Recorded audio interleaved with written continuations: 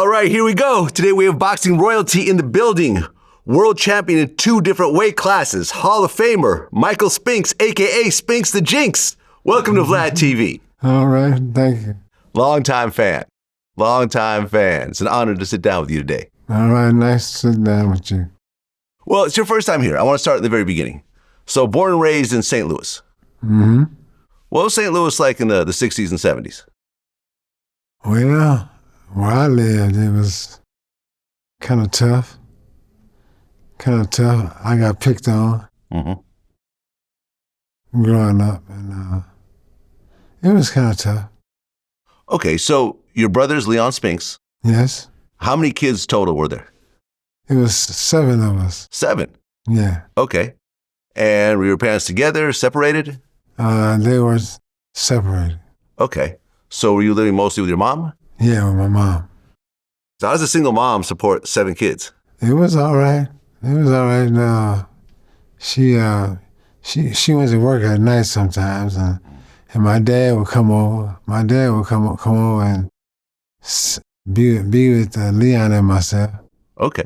Yeah, sometimes. Now, originally, you weren't really into boxing.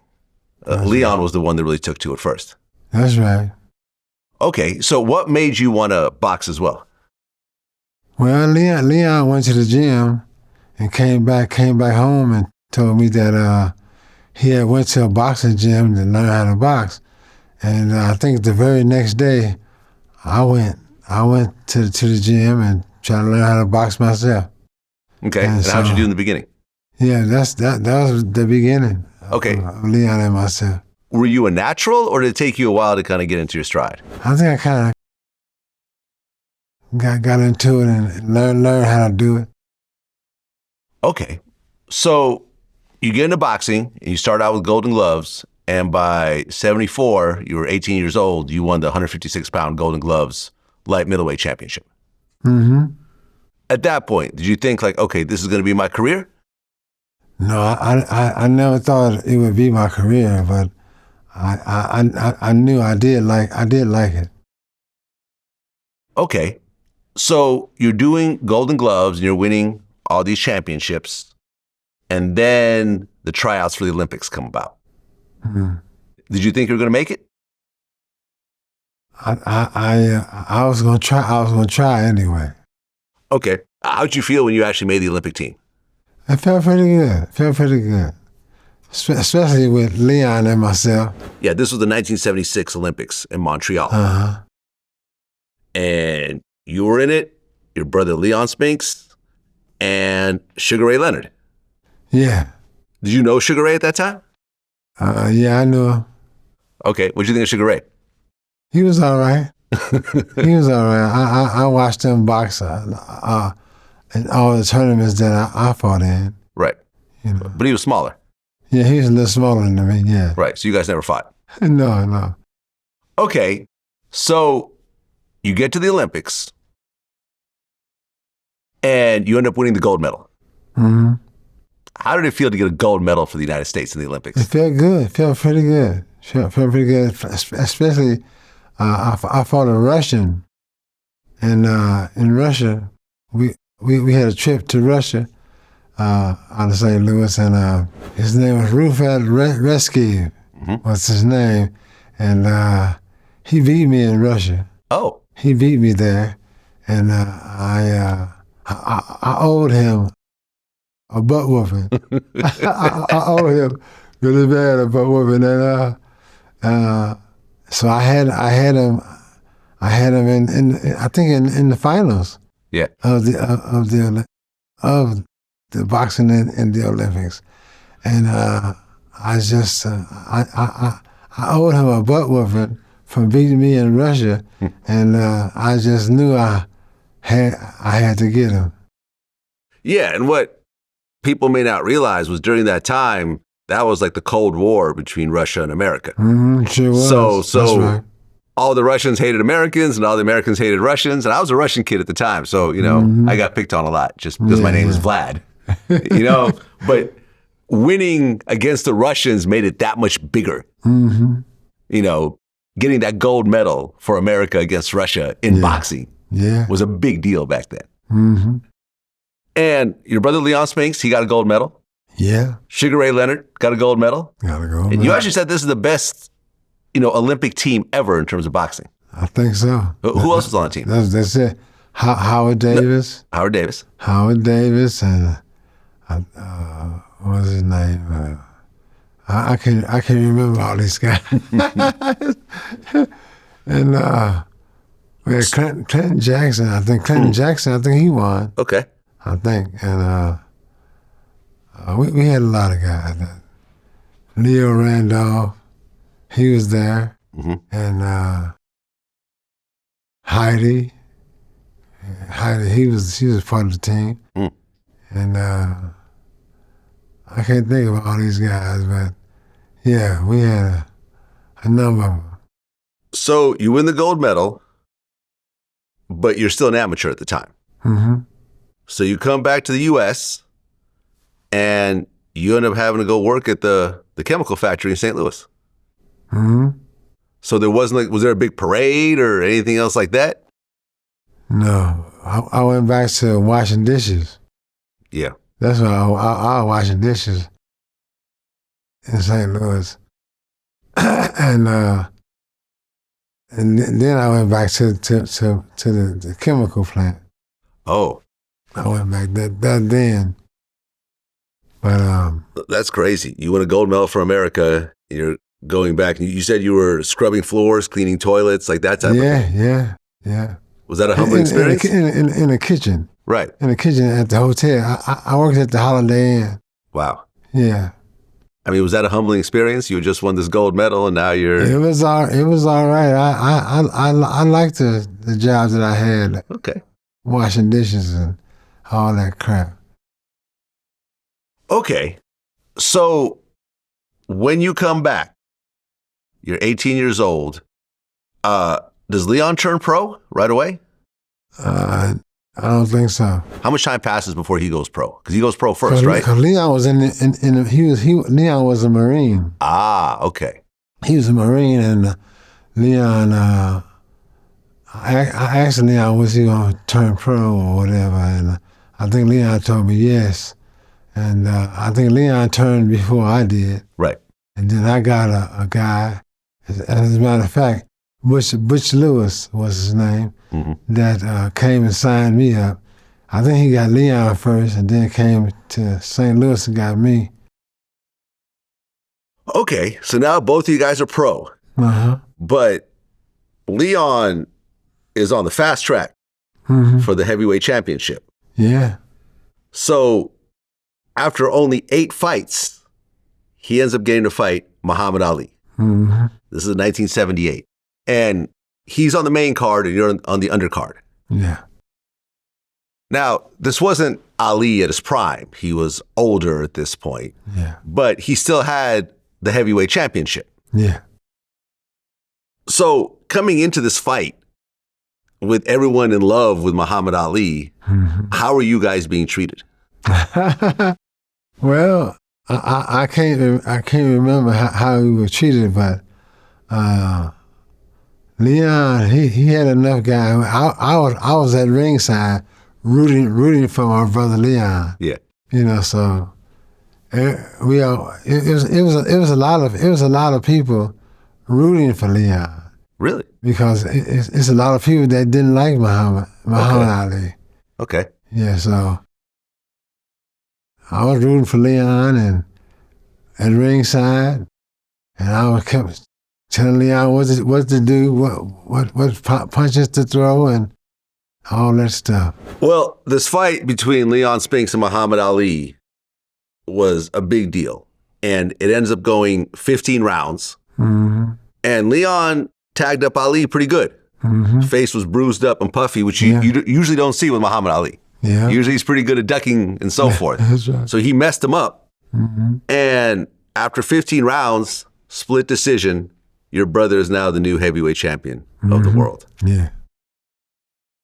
And this was actually, Leon was the only person to take the title from Muhammad Ali in the ring. Mm-hmm. Because the other fights that Ali had lost, he was either the challenger or they were like non-title contests. So he actually was the first man to take the heavyweight boxing champion from Muhammad Ali. How did that feel to see your brother beat Ali and become the champion? It felt good. I was rooting for Leon all the way and telling Leon what to do, what punches to throw, and all that crap. And Leon was doing it. He was doing what I said in the ring, and it was a good win for Leon. Well, you fought the undercard against Tom Bethea. You won that. Yeah. So both you guys won that night. Yeah, sure did. Yeah. I got in the ring right after Leon. Yeah. So both brothers won. That's right. But after Leon beat Ali, you said a bunch of bad things started happening and everyone came in Leon's life and started to push out, the people around him. So explain what happened. Well, it was a bunch of people, I guess, trying to get Leon to do what they wanted him to do. It was kind of tough. But Leon was still he was in the Marines, and he had I think Butch Lewis, he came to town and he signed me. He signed Leon first, and then he came to my apartment, my mother's apartment, and then signed me. And Leon, he was pretty he was pretty tough. Leon was pretty tough, and we were with Butch Lewis, and Butch Lewis, he signed Leon. I think he signed me. He signed Leon, then he signed me. And we moved to Philadelphia, and we lived in the same apartment building, and it was all right. It was all right. Well, Leon's next fight was supposed to be against Ken Norton. But he got the rematch for Ali, so he ended up not doing the Ken Norton fight. So he got stripped of the belt, the WBC belt. Yeah. So then came the rematch. And in the rematch, Ali actually won. How was that fight? Oh, man, it's hard to remember, but it was a tough fight. It was a tough fight. Muhammad beating Leon. I think that was a tough match. It was. And You were there ringside? Huh? You were at ringside? I was at ringside, yep. Yeah. I stood up the whole entire time while Leon was fighting Muhammad. And I was rooting for Leon too. And hoping Leon would beat him. Yeah. And it was a good fight. Well, in 1981, you fought Marvin Johnson, who was already a heavyweight champ before and was going to be one again. And you ended up beating him by knockout in 4 rounds. So now that made you the #1 challenger.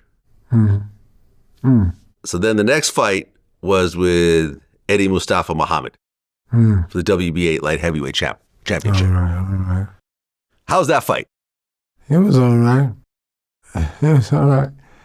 I fought Eddie Mustafa. Yeah. Yeah, you dropped him in the 12th round. Yeah. And then you got the 15th round decision. Yeah, the 15-round decision, yeah. So now you're you're a light heavyweight champion. Yeah. How did that feel?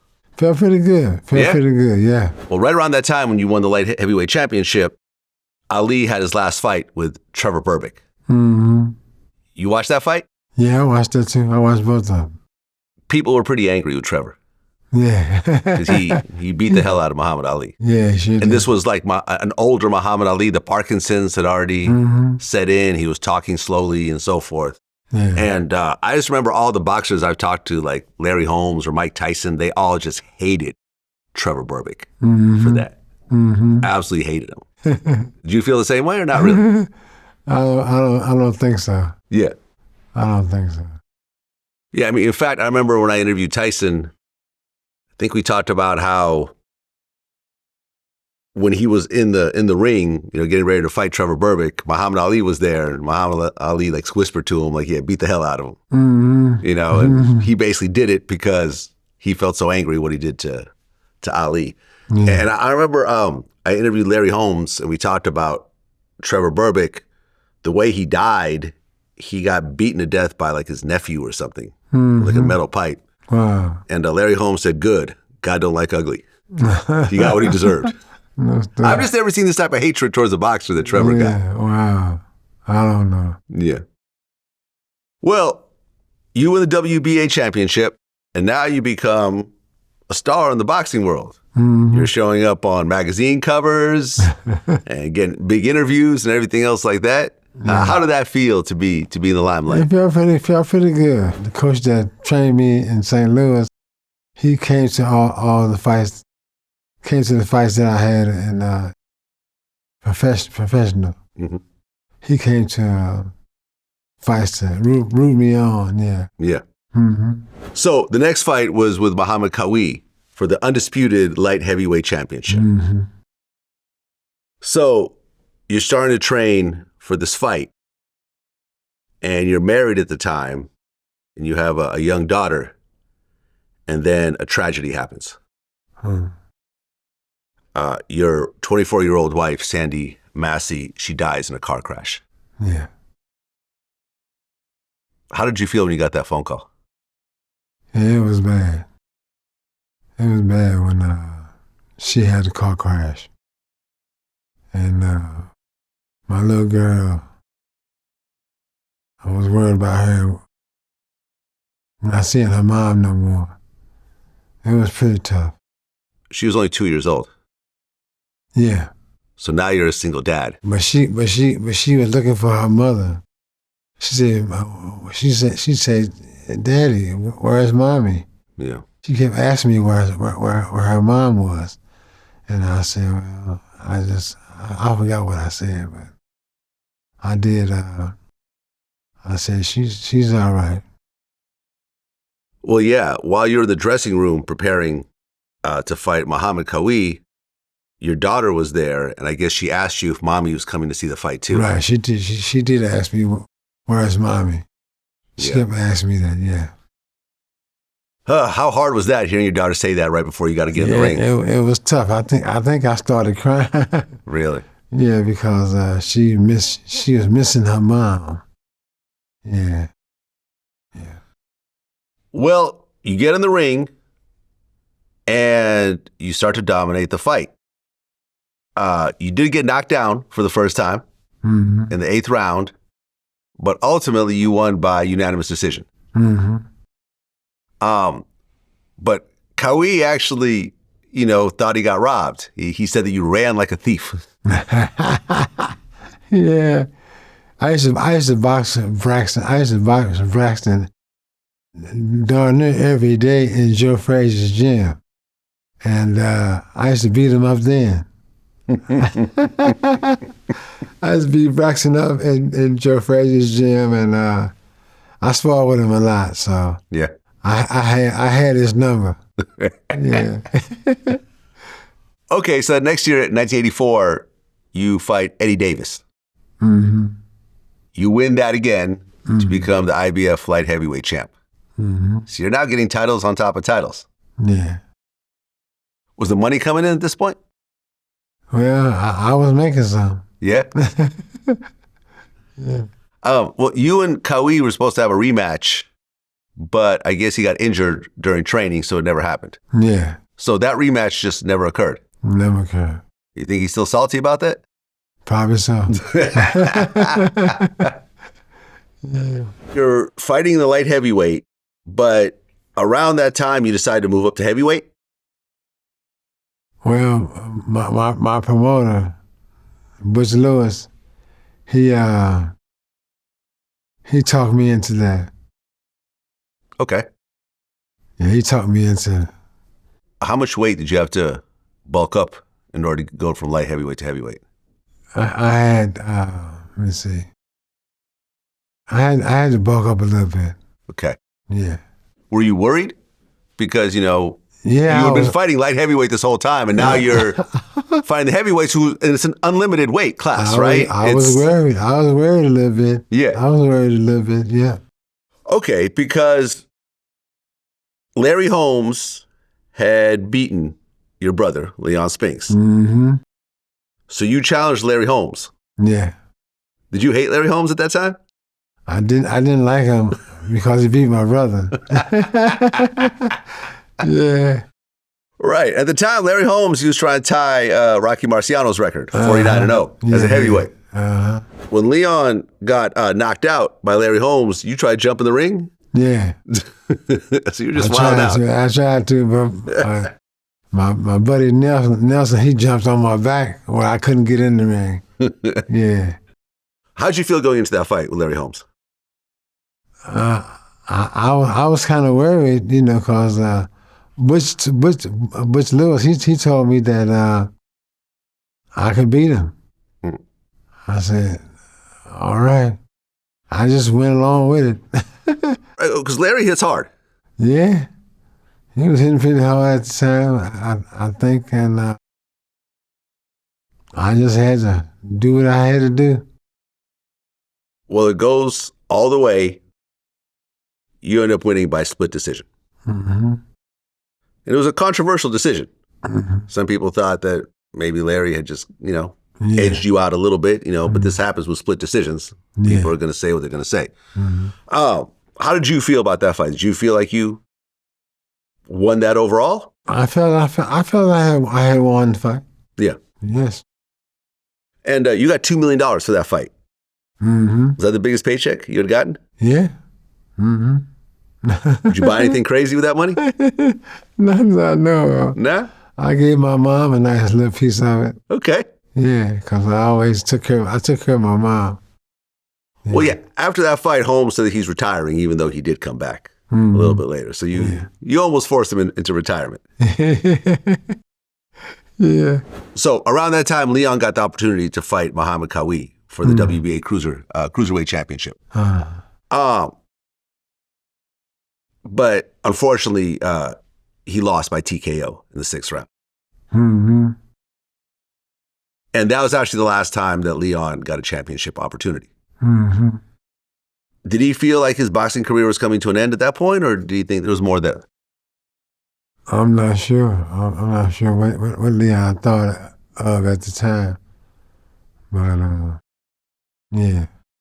Well, you still had the IBF championship, but it got stripped because you ended up not fighting Tony Tucker. Mm-hmm. And instead, you fought Jerry Cooney. Yeah, right. Because they gave you $4 million. Yeah. I think I would have done the same thing. Yeah. If you fought Tucker, you would have gotten $400,000. Mm-hmm. But instead, you got $4 million. Yeah. So I guess you let that belt go. That's right. And you beat him in a 5th round TKO. Mm-hmm. And this fight was the setup to fight Mike Tyson. Mm-hmm. So at that time, what did you think about Mike Tyson before the fight? Well, I was going to get in there and do the best I could. That's what I thought. Well, both of you guys were undefeated at that point. Yeah. And Tyson had, all 3 belts. Mm-hmm. Whereas you were the lineal champion and you were also, you had the ring. Mm-hmm. Mike Tyson was paid $22 million, which was the highest ever paid at the time for a boxer. Yeah. You were paid $13.5 million. Mm-hmm. So you were being paid more than you got paid for all your fights combined. Mm-hmm.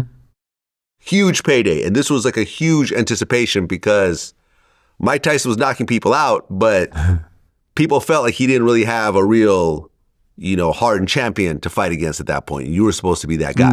Yeah. And this was the richest fight in boxing history. It grossed $70 million. Yeah. This was just a huge deal.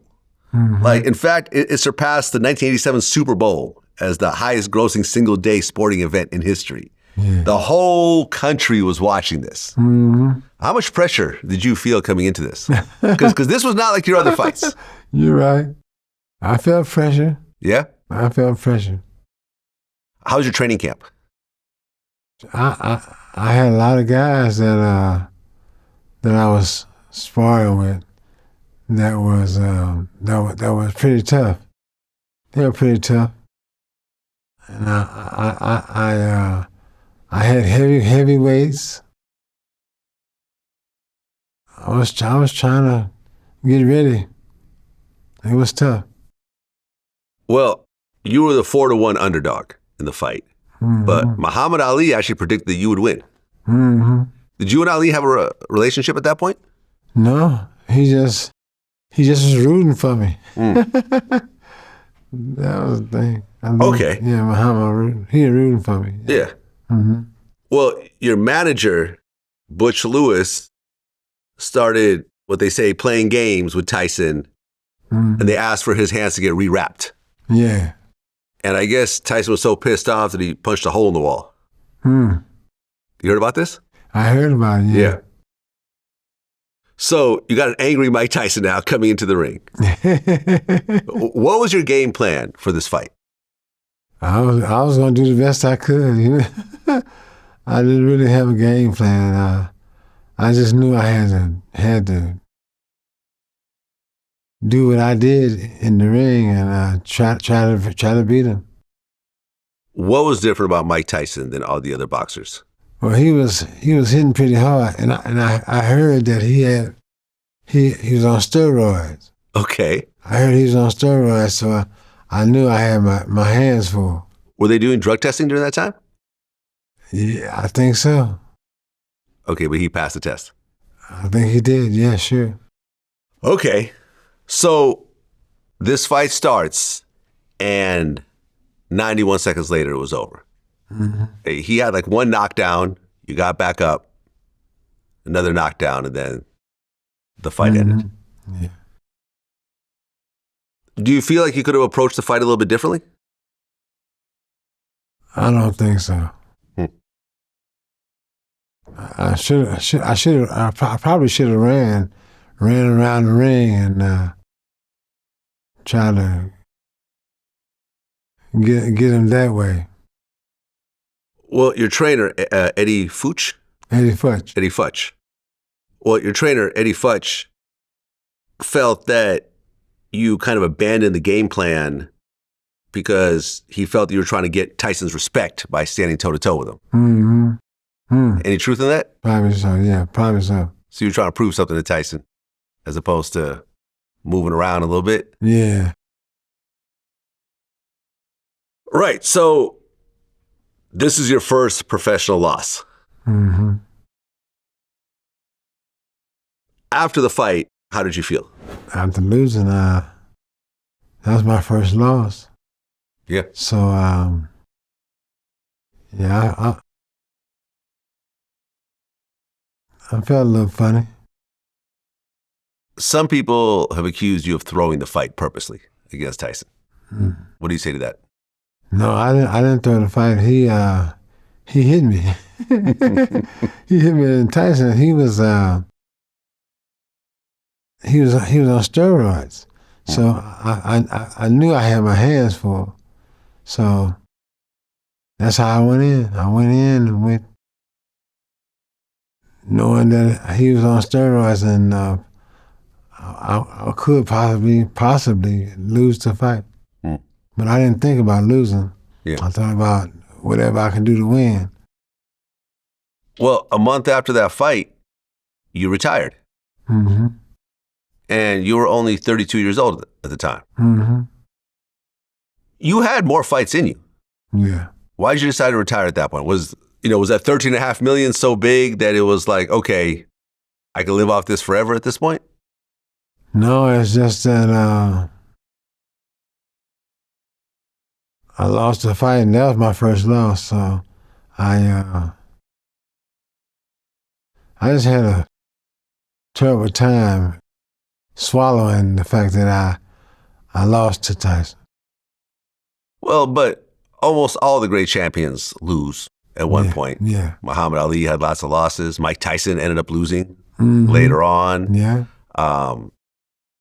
You know, Joe Frazier had losses. Yeah. Foreman had losses. Larry Holmes had losses. Everyone, Zab Judah had losses. All the people that we, Mayweather's one of the only ones that didn't have any losses. But, Canelo, he's had losses. A lot of people have had losses.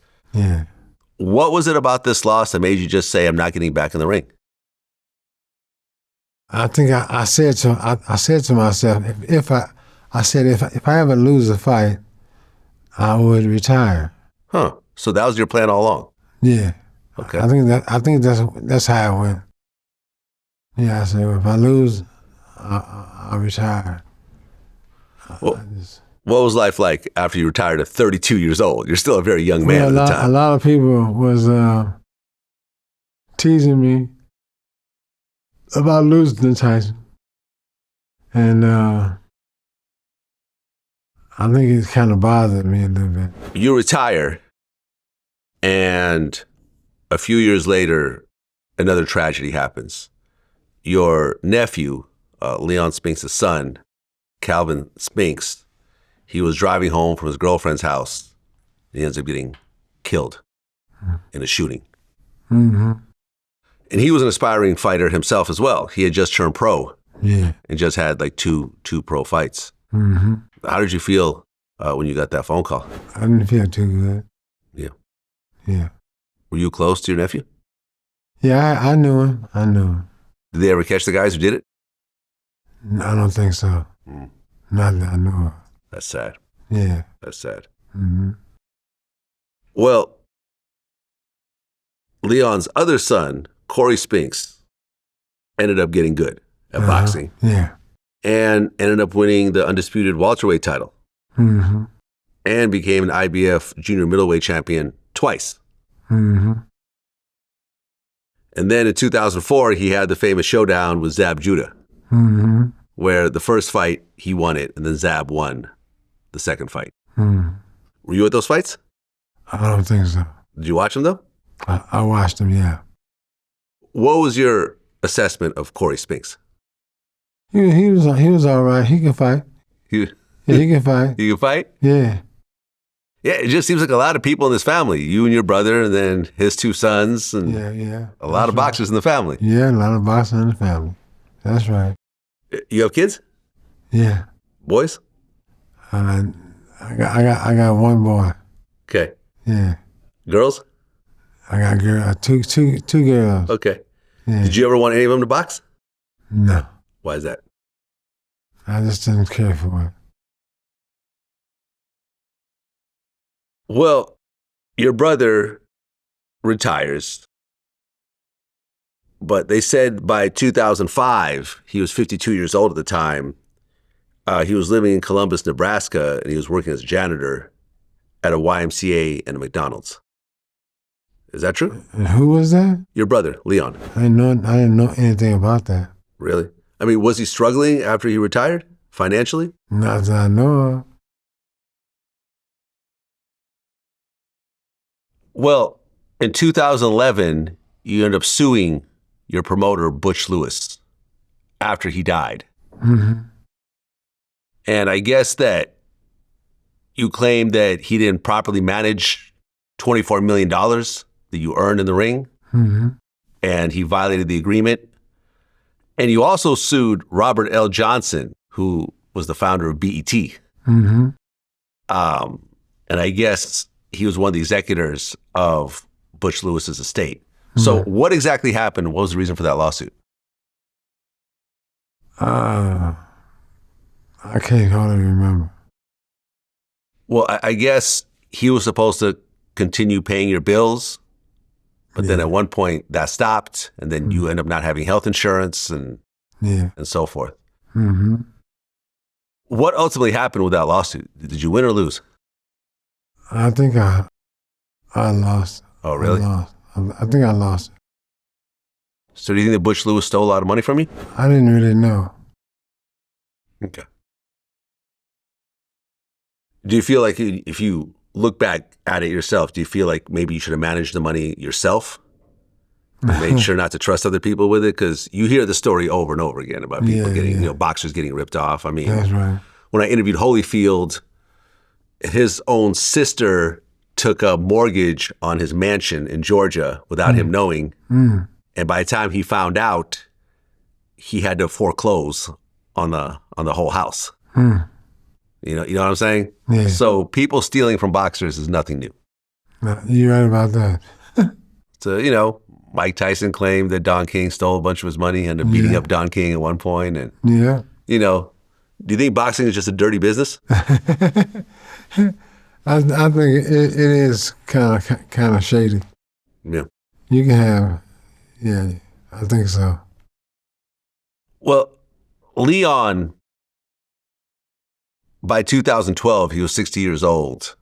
He started having some health problems. He would slur his words when he talked. And then it was actually diagnosed that he had shrinkage in his brain, which is they say it's from all the punches that he took. Yeah, I heard about that. Were you guys still close during this time? Yeah, we're still close. Do you feel that the boxing really affected, his ability? And, now they call CTE and so forth. Do you think that's ultimately what happened? Probably so. Yeah. But then in 2017, both you and Leon were inducted into the Nevada Boxing Hall of Fame. Mm-hmm. How did that feel, to be inducted with your brother? Felt pretty good. Yeah? It was nice, yeah. Mm-hmm. Well deserved, by the way. Yeah. So you're wearing the Boxing Hall of Fame hat right now. That's right. That's right. And, a lot of people have always raved about you. The 100 greatest punchers of all time, you're number 42. You're one of the 80 best fighters in the last 80 years, according to Ring Magazine. The only light heavyweight to win a heavyweight title. You're the only one that actually moved up in that fashion. So it was very well deserved. Yeah. But then a few years later, Leon ends up passing away from prostate cancer. This is your favorite fighter of all time. Yeah. How did it feel to lose your brother? It was tough. Yeah. Yeah, because I love my big brother. Yeah. Mm-hmm. What do you think Leon did that no one else could do? Well, in the ring.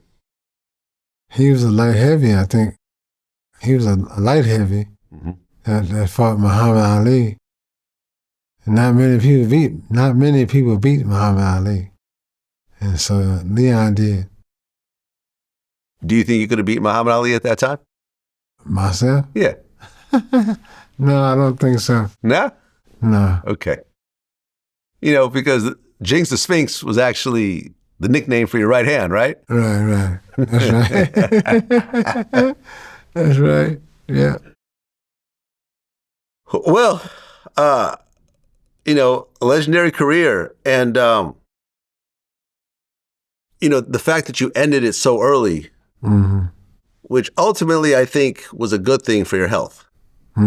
Because I feel like most fighters go past the point that they should be boxing. I remember even, if you look at early Muhammad Ali interviews, how quick he is and how he talks. Yeah. Those last few years, it seemed like the brain injury was already in full effect. He would talk very slowly. He would slur his words. Then he would get back in the ring. Was that a factor in having you decide to retire? Seeing that people like Muhammad Ali going too far and end up having serious health problems as they got older? I think I played my cards right. Yeah, getting out while I had a chance. Right. Yeah, I thought so. Yeah. And, you don't want your own kids to box. That's right. No. Because the damage that they would take to their bodies? Yeah, that's right. Yeah, I mean, it's a rough sport. Yeah, you're right. It's a rough sport. And especially, I feel like the middleweight, or the lightweights, like people like the Mayweathers, they do okay. Or if you're like a Tyson that never really got hit a lot, they could do okay. But most of the guys I know in the heavyweight divisions, once they get into their 50s, 60s, they're in pretty bad shape. So congratulations on not just going after the money, but worrying about your own health, which is ultimately more important than the money. That's right. Yeah. When you look back, what do you think is your greatest moment in boxing? My greatest moment? Well, all the fights I won. Yeah. Yeah. Do you think if you got the rematch with Tyson, that would have gone differently? I don't think so. Because he was hitting pretty hard. He was hitting pretty hard, so I thought that would have had an effect on me. What did you think when you saw Mike Tyson lose to Buster Douglas? That was bound to happen. Yeah. Yeah, I mean, Buster just wanted it more that night. Yeah. His mom had just died. Yeah, okay, that's right. He was angry, and and Mike didn't take the fight seriously. He was partying with Bobby Brown in Japan the night before. And Tyson, to this day, and I remember I interviewed Tyson and we kind of went back and forth about this, felt that Buster got a long count. And I've always disagreed with him. He said that he was given a long count, he technically should have won, but when I look at that fight over and over again, I interviewed Buster Douglas about this as well. When you look at that fight, like Buster was already on his knee at like the 6th count. And once he hit like 8, 9, he popped back up. So even if it was a long count, Buster Douglas was not out. And then Tyson goes to prison and comes out to fight Holyfield, and he bit his ear. Right. What did you think when you saw that? That was a tough one. Yeah. Yeah. And Holyfield, he had got on steroids too. Oh, really? Yeah, I'd asked him about that. He denied it. I interviewed Holyfield. Yeah, he got on steroids. I mean, he looks like he was on steroids. I mean, he was massive. He was on steroids. The stuff that Mike Tyson had taken. Oh, really? Yeah, because Mike Tyson had took steroids to get pumped all up the way he was. Yeah. Yeah. Yeah, I mean, the 80s was the 70s and 80s was a kind of a lawless time. Yeah. All the baseball guys were on steroids. Yeah. The Jose Cansecos. That's right. All those guys, the Barry Bonds. And yeah, that's right. Yeah. Steroids was creating a whole new sports league. Yeah. With super players, monsters that were dominating the sport. Yeah. So you're saying that it was pretty crazy in the boxing world as well, though. Yeah. I feel you. Well, Michael Spinks, man, I appreciate you coming in. I've been a big fan for a long time, and congratulations coming out of St. Louis with a single mom and 7 kids to multiple world championships. Your brother, world champion, your nephew, champion. Powerful family, man. The Spinks name is really, is going to go down in the books of boxing royalty. Boxing history. So congratulations, man. Congratulations on the Hall of Fame, and appreciate you coming in. All right, no problem. That's what it is. Until next time. All right, good enough. Peace.